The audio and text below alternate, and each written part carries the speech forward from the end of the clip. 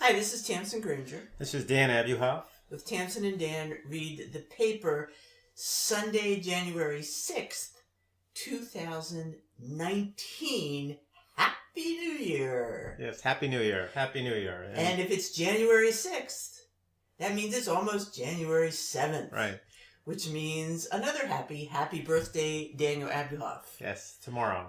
All right. Tomorrow. Looking forward to that. Yes, we are. We're going to talk about the crowds in New York City. We're going to talk a little about Broadway.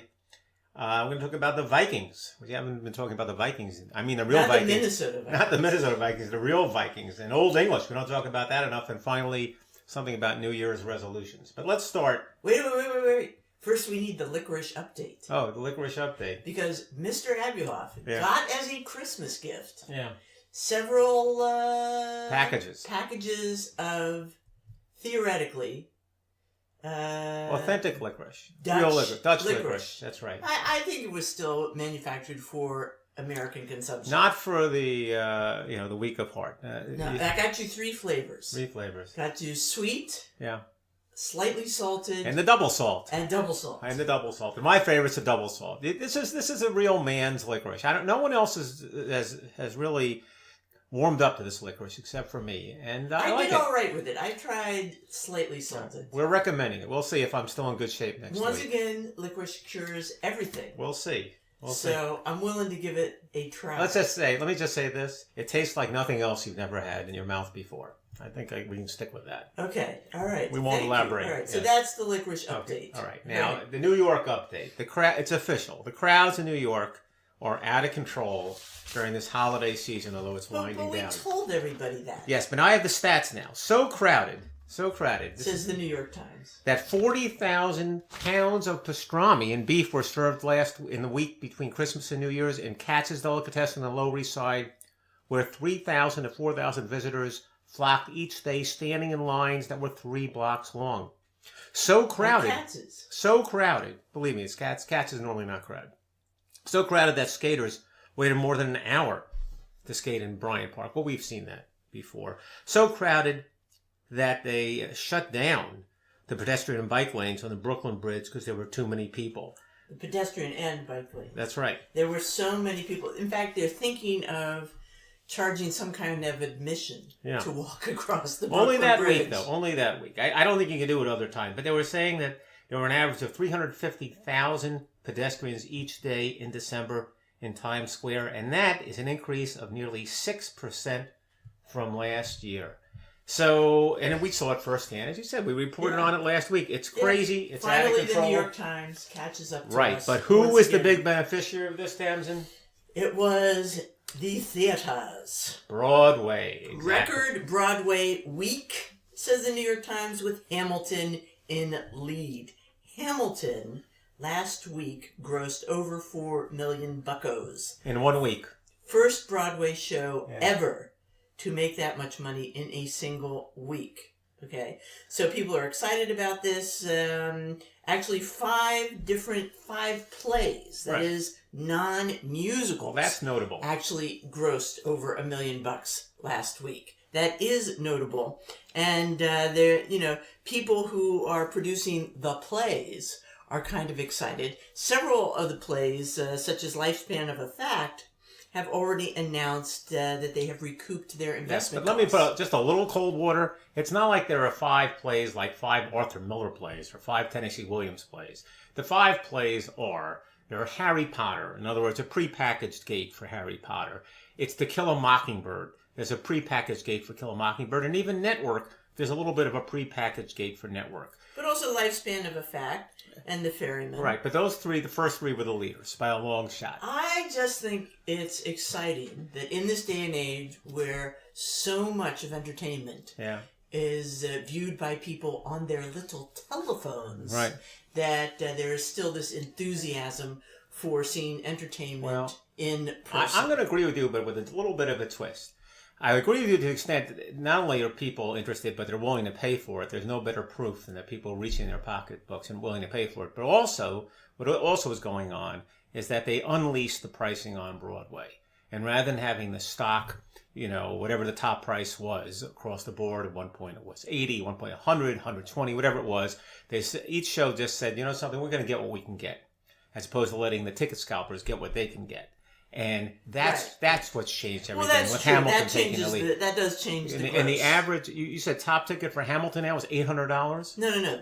Well, the top ticket is $849. Right. The average price is $375. Right. And that's what's running this also. So but attendance has also gone up. Okay. Money is up, but Fannies in the seats? Fannies in the Seats is up as well. That's impressive. And, certain productions also help that, like Springsteen. Yeah. Springsteen's show brought in a tremendous amount. $113 million over its 14 Well, you're seeing more creativity in the types of shows like a Springsteen. You're also seeing the way they produce shows like a network, which is the multimedia presentation, which I think brings in broader audiences. Harry Potter is filled with special effects. Brings in Broadway audiences, so they're being innovative. So they're being rewarded. And I think everybody benefits. I think there is really a difference between watching something on your own and seeing something, having sort of a communal experience with laughing and crying and clapping with other people. Yeah. Even when you don't talk to them or know them, that group experience in the theater enhances. Yeah, I don't disagree. I don't disagree with that. So along the same lines, we saw something about New York called the New York Story, which is... Yes. At one of my holiday gatherings, Dana O'Brien recommended New York Story by comedian Colin Quinn. Right. And I knew nothing about him. And it was a Broadway show. Broadway or off-Broadway? Well, it's his show. It was in New York, and it was directed by Jerry Seinfeld. Right. Yeah. And we got it on Netflix or something. On Netflix. It's on Netflix now. And what'd you think? I thought it was great. Yeah, I really thought it was amusing. And, it's sort of the history of immigrants dealing with New York, or how various groups have experienced and perhaps changed the New York experience. Yes, it's comedy. It's funny. It's funny. We recommend it to anybody. It's only an hour long. It's a little politically incorrect, maybe even a lot politically incorrect. Maybe that's why it's funny. But it is funny. It covers every different ethnic group that I can think of, at least. Yes. Colin Quinn, New York Story. All right, so just to step out of New York for just a second. I'm going to get carried away, but also there was an article last week in the Wall Street Journal saying it's not about New York or even about San Francisco. It's second-tier cities that we should all be looking for. I've been recommending second-tier cities for years. Well, now the Wall Street Journal... I love a good second-tier city. Right.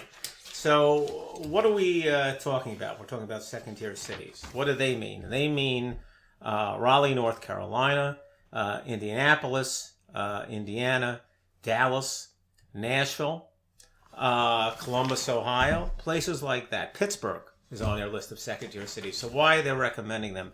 They're saying that they have low unemployment, but even more impressive, they have labor force growth, which is an even more important statistic in terms of whether cities are thriving or not. So why is it that these cities are doing well? And it's sort of, according to the article at least, it's sort of yin and yang. Two things are going on.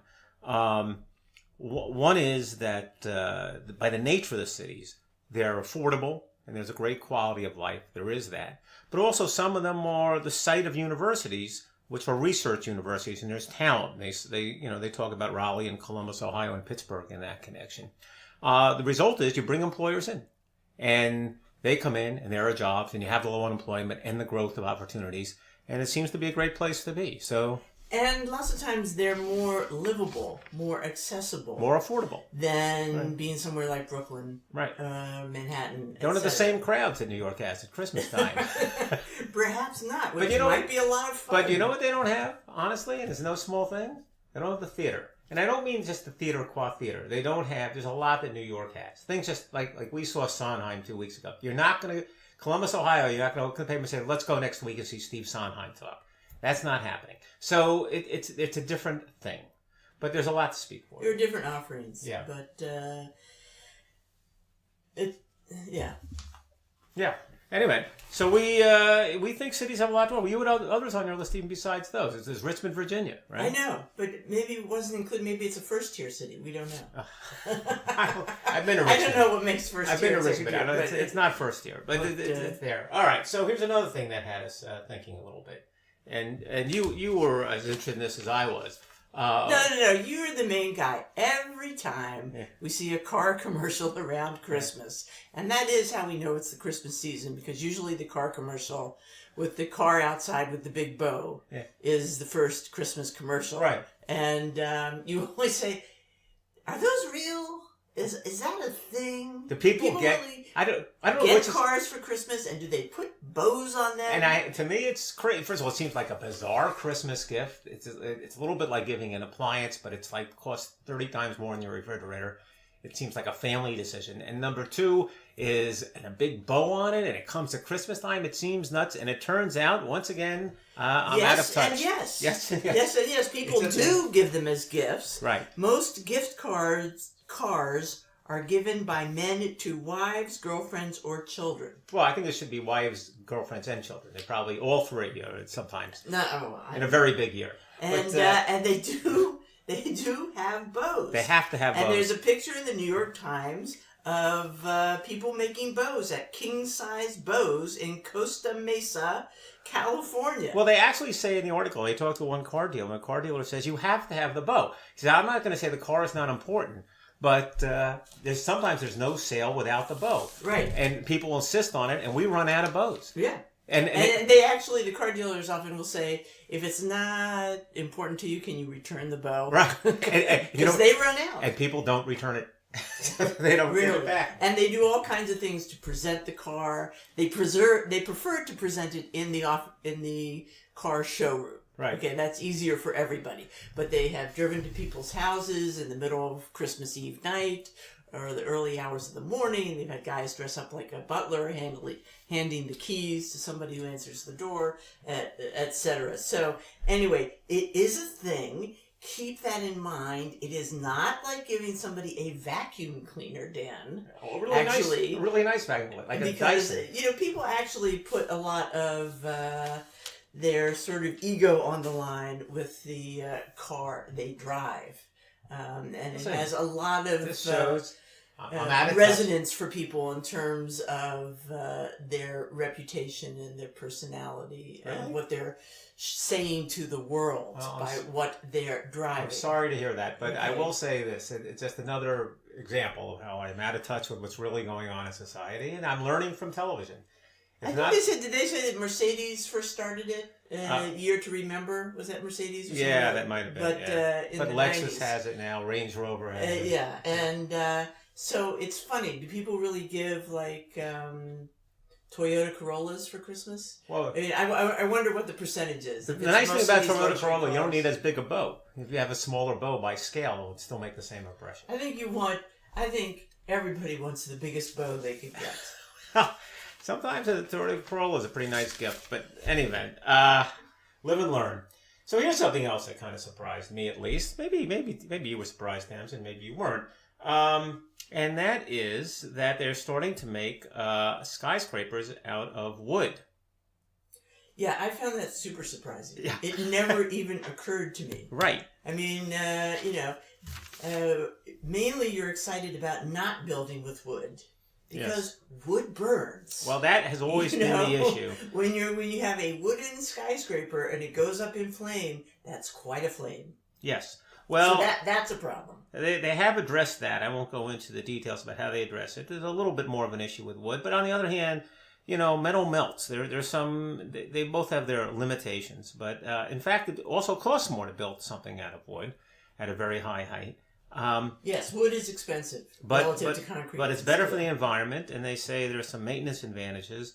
Also, what I mean by better for the environment, first of all, there's a lot of wood around. Second is, unlike the production of concrete and steel, which generates huge amounts of carbon dioxide, the creation of lumber is a low pollution process. And in places where there's wood all around, like Portland, it's tremendously attractive. It's actually, the bottom line is it's practical, it's doable.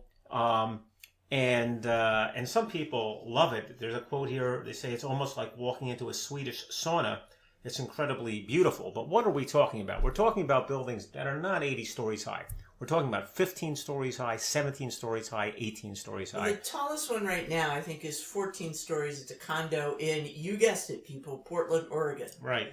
And there are proposals for taller buildings. Right. Most places are not approving more than like 10 or 11 stories for a wooden building at the moment. But and there are proposals for Williamsburg and Brooklyn, and they may build it, but they're going to need some kind of approvals to get it done. But I love wood. It's just the idea of it, to see a 15-story building, and again, it's the second-tier cities maybe. But the Romans would be turning over in their graves. Because they're concerned about fire? Their excitement was concrete. Is that right? Yes. Oh, yeah. Why would because you go with wood? That's we the Pantheon. Concrete. The Pantheon is concrete. Yeah. Yeah. Okay. Look, I think it's just amazing. What's old is new again. Yeah, it's something to look forward to. Speaking of which, old is new again. Old English. Yes. Here's something we thought wasn't coming though. So, there's a great article in the magazine section of the New York Times. Title is Old English, and it's by Josephine Livingstone. And it's just a very well-written sort of ode to the language by this woman. It's wonderful to read, even if you don't give a flying fig about Old English. Now, I do.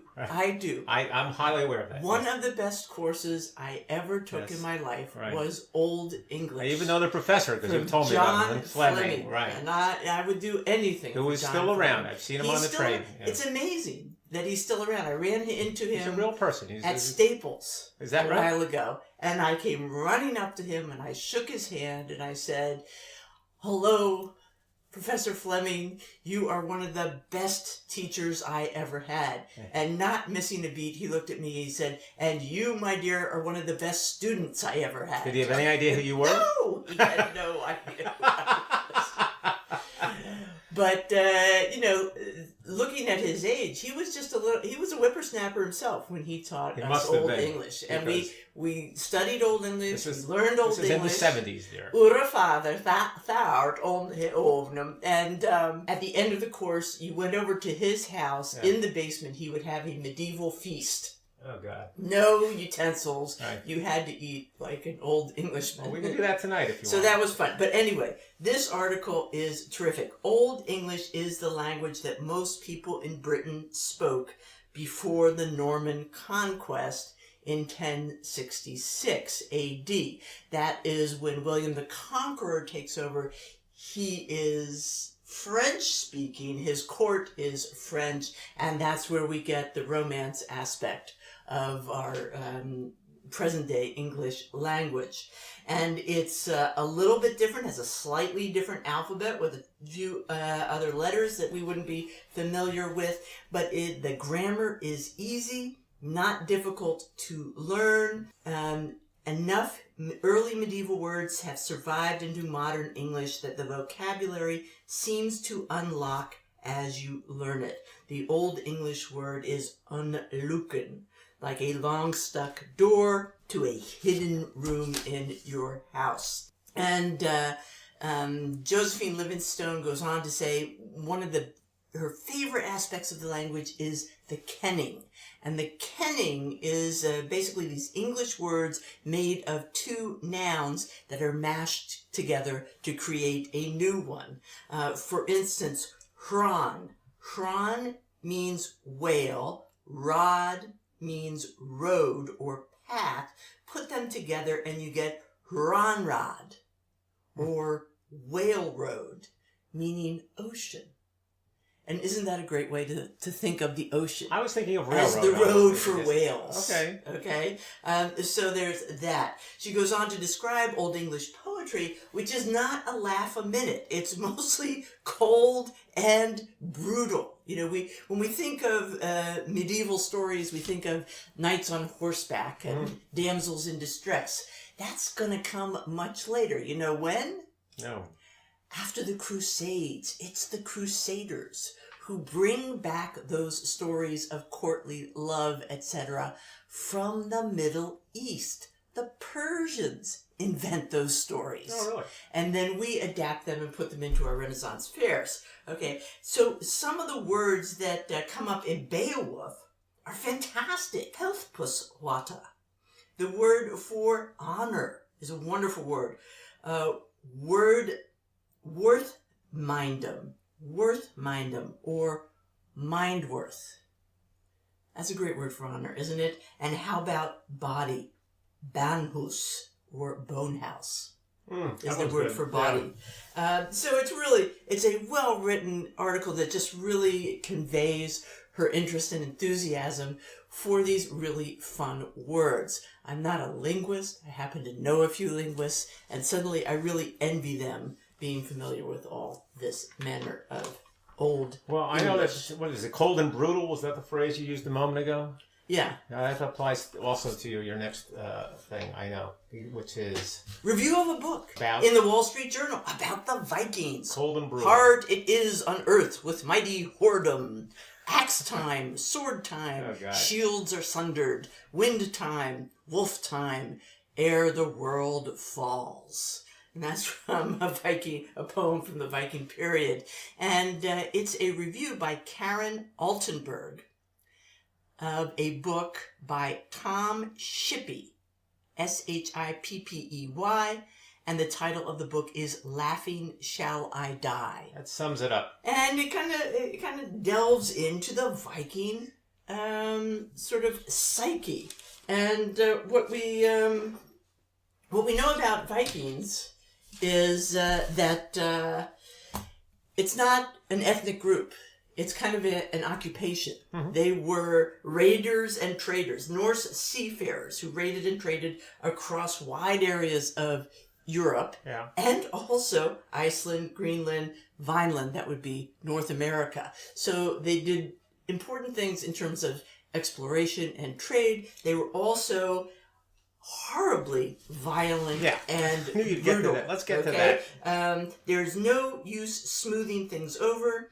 The expansion that they caused was often violent and messy. There is evidence of human sacrifice, slavery, mass murder, and rape. Super. The continuing influence of the Vikings can be traced through the history of the British Isles, Europe, and beyond. Now remember that Viking, there's kind of a discussion about where the word Viking comes from. Some people think it comes from the word Vik, meaning like inlet, which is where the Vikings would park their boats and set up their sort of staging areas for these raids. Okay, so the Vikings were people who used the Vikes or Viks or whatever you want to call them. So, but another interesting translation involves sort of understanding the word Viking as the distance between rower shifts. Okay. So if you're going on a long voyage, you need to switch from one rower to the other rower. They weren't using sails, they were using rowers. Mm-hmm. Okay. So at shift time, one rower slides over and the next one takes on. So it's a way of referencing long voyages because of that kind of format. So anyway, how did the Vikings do it? What made them so fearless? And so Mr. Shippey says that it has something to do with their mindset, a kind of death cult. Sifting through the sagas as well as reports from Anglo-Saxon, Germanic, Irish, and Arabic chroniclers, he paints a convincing picture of the Vikings having a fatalistic attitude and being sometimes cheerfully unmoved by death. Yeah, I think that takes us back to the name of the book, which is Laughing Shall I Die? Well, yeah, let me give you that quote. For this reason, the heroes of the sagas are often the losers of the battles, and a recurring feature is the death song. Poems spoken by a dying Viking in a flat voice, giving away no emotion. The gods will invite me in, goes a famous one. In death, there is no sighing. The hours of life have passed. laughing shall I die. Yeah, look, let me just say this. And what's the weirdest thing to me is it's not even that these poems are forward-looking and that there's a great afterlife. And so death is not a big deal. The Vikings are one culture that did not believe in so an there's afterlife. no right. So here's it's only Ragnarok. The whole world comes to an end, right, including the gods. So this is how grim this is. And it's not. The idea is, we're just hurrying up. Maybe we die, maybe we don't. If we die, we're gonna chuckle about it. Afterlife, no. That's it. We're bringing it to a close. That's that. If life is brief and there is nothing afterward, you have to focus on smiling at fate and conducting yourself with dignity. Well, okay, that sounds good. But otherwise, it's kind of a rough deal. All right, so if you're interested in the mindset of the Vikings, Laughing Shall I Die by Tom Shippey. It's a lot to swallow. Yeah, all right. But we will talk now about obituaries. We have a few obituaries before we get toward the end here. And you found an article or two, but you also were mining the notices. Right, the death notices in the New York Times this week were just mesmerizing, incredibly fruitful. I'm limiting myself to 3. Okay. But first of all, it can be depressing to read these. Yeah, just so we're clear, the death notices are the little blurbs that are paid for, I think. Right. People submit them. Not the article. For their relatives or their associates or whatever so who have passed you away. get kudos for finding interesting death notices. Well, because the type is so small, they're not even easy to read. But here's the thing. Yeah. Some of them are so chock full of all these things these people have done. Yeah. It's kind of fantastic. And so I was struck by one wonderful one, Frederick R. Smith, who, in the middle of his, they have him proclaiming who has lived a better life. His journey took him from a farm boy childhood in the Deep South to the heights of achievement in New York City.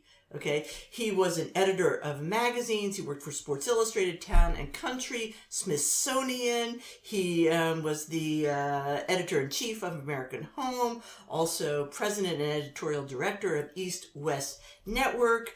He graduated from the University of Alabama and then headed to New York. In his 80s, he becomes a watercolorist and starts having exhibitions in his 90s. He had friends like Jean-Claude Killy, among others. He was a great sportsman. He loved exotic locales and did all kinds of skiing. You're burying the lead. The lead? He was one of the founding editors of Sports Illustrated. Right. And his main claim to fame is, in 1964, he invented the swimsuit issue. There you go. So, I mean, it just seems like covered a lot of ground. Well lived. For sure. Then I also noticed one, John Safer, who passed away in McLean, Virginia. It describes him as a sculptor. And not that I know that much about 20th century sculptors, really. I never heard of him, and he has quite a few monumental sculptures all over the place. Metal, it seems to be mostly. Smithsonian Air and Space Museum, the PGA Tour, Georgetown University, World Peace Foundation, all over. His sculptures have even been given to people like King Juan Carlos of Spain as a gift, etc. Well, it turns out that he grew up in Washington, D.C., all right? He was able to read and write by the age of 4. His parents put him into the Marais School. It's a French school. By the time he's 11, he's in high school. He enters George Washington University at age 16, when majoring in economics. Oh, okay. And so he's smart. And by the time he graduates from college, then he enlists in the Air Force and begins to see the world. At a certain point, he comes back, goes to Harvard Law School, and then goes back into the Air Force, sees a little bit more of the world. At one point, he goes to the Accademia in Florence and spends some time alone somehow with Michelangelo's famous enslaved the prisoners, the kind of semi-finished sculptures, as if people are breaking out of the stones. It was part of that great tomb monument for Pope Julius that was never quite finished. Anyway, he after that stint, he ends up going into the family business and builds a kind of real estate empire. So he has this huge successful business as a businessman, and on the side he's doing monumental sculptures, eventually involving his stepdaughter to work with him. So another life well lived. He was also a sportsman, but he didn't discover it till he was in high school. Until he was in high school, he always felt undersized and not too coordinated, and somehow the high school he went to helped him discover his own physicality. And last but not least, Evelyn Sloan Pine. Wonderful picture of her with a nice blonde bob and pearls, kind of those Barbara Bush kind of pearls. And she actually was a Jersey girl and had a wonderful life. She was the daughter of the founder of W.J. Sloan, as in furniture. Mm-hmm. So she, grows up in the decorating business because it's the family thing. But also, the estate she grew up on, okay, now on one side of it is actually was purchased, is the headquarters of the United States Golf Association, and her own house that she lived in is now the United States Golf Museum. She can play golf, I would guess. She grew up playing golf. She was the Somerset, Somerset County champion or something. Oh, she won the New Jersey amateur title in 1966, and she was a member of the Somerset Hills Country Club women's team for 50 years. Well, that's the thing that jumps out at you, the country club member of the team. She was a great bridge player. She loved to travel. She traveled into her 80s and 90s. Had a great How old time. was she when she died? She died. Now you're asking me hard questions. All right. Well, she's in her 90s, obviously. She was born in 1922. Oh, my goodness. Well, she's 96. Yeah. So these are some lives well lived, and I don't think I can ever match up to any of them. Well, but I have another 90-year-old here, although I have to confess this was actually an article as opposed to the notices. Although no one I ever heard of, a man named Norman Gimbel, who turns out to have written. He was a lyricist, but he's a lyricist of a lot of well-known stuff. "Killing Me Softly" with his song. It Goes Like It Goes, the theme song for Norma Ray, the themes for Happy Days, and for Laverne and Shirley, for the Umbrellas of Cherbourg, I Will Wait For You. I Will Follow Him, that's a song he wrote himself. You might have remembered that one. That was in the 1963. I Will Follow Him. I got that. I know you wanted me to sing that. But in any event, the guy was just an eclectic guy. He wrote lyrics for a lot of things. In some cases, he translated. Or he had to come up with English lyrics, and the Girl from Ipanema would be an example of that. Which I wouldn't say is not brilliant lyrics, to my mind. You would say it is or is not? Not. Well, we could argue that. But he just has to fit into what's already there. Exactly. He's got his hands in a lot of pies, and it's just the guy I never heard of it. Here's an interesting quote at the end. He had a partner, a fellow named Charles Fox, who wrote the music for some of his songs.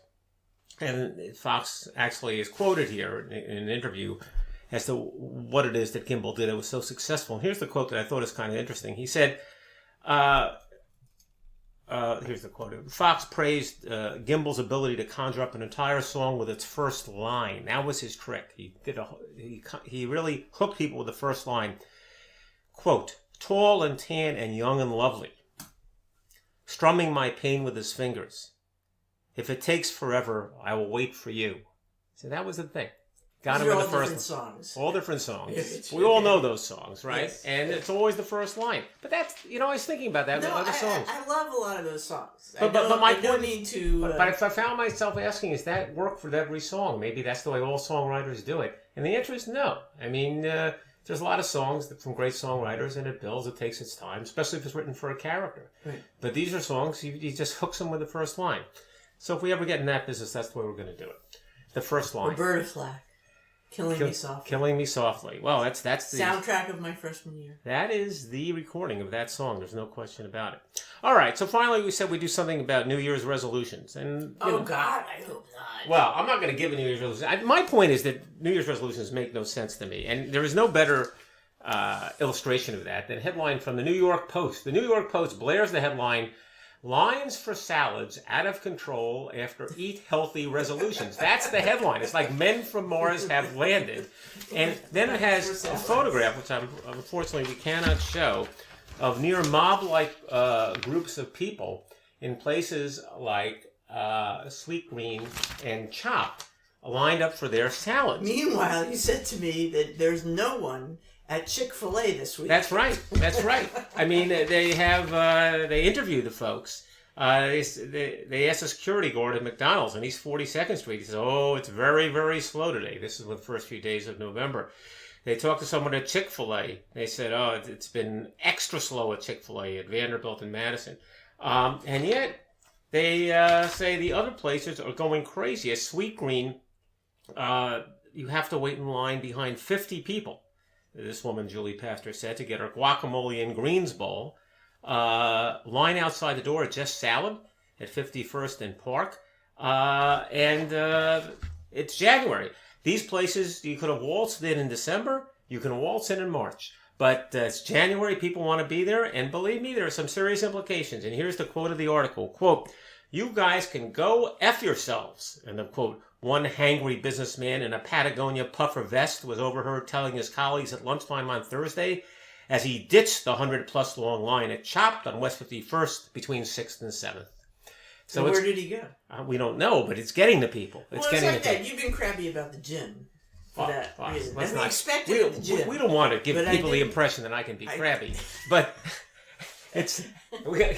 The gym is crazy. I didn't know it happened. The gym is 25% more crowded, and I will say the sauna is 50% more crowded, which is a whole other story. But my point is, yeah, people believe in this stuff. People show up at certain places in January as if it's they got to do things differently. It's January. I think you're doing the math right. What do you mean? In the sauna, because usually there's like one or two guys. Now there's 3 or 4. That's more I think that's like 200%. 100%. But in any event, something's going on. It's amazing. People do. It's like the bows on the cars.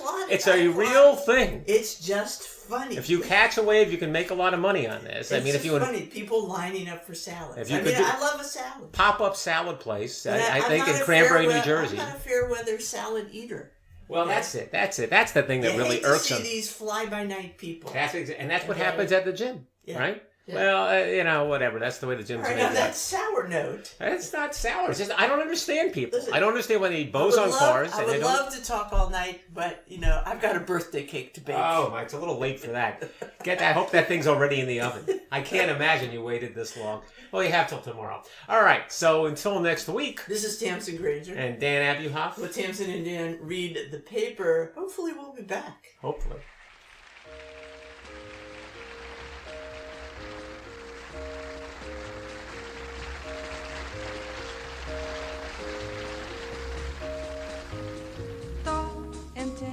Young and lovely, the girl from Ipanema goes walking, and when she passes, each one she passes goes, When she walks, she's like a samba that swings so cool and sways so gently, that when she passes, each one she passes goes,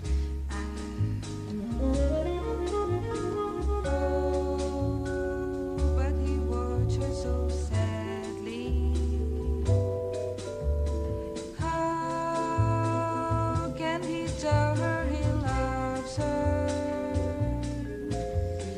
Yes, he would give his heart gladly. But each day when she walks to the sea, she looks straight ahead, not at him. Tall and tan and young and lovely, the girl from Ipanema goes walking, and when she passes, he smiles, but she doesn't see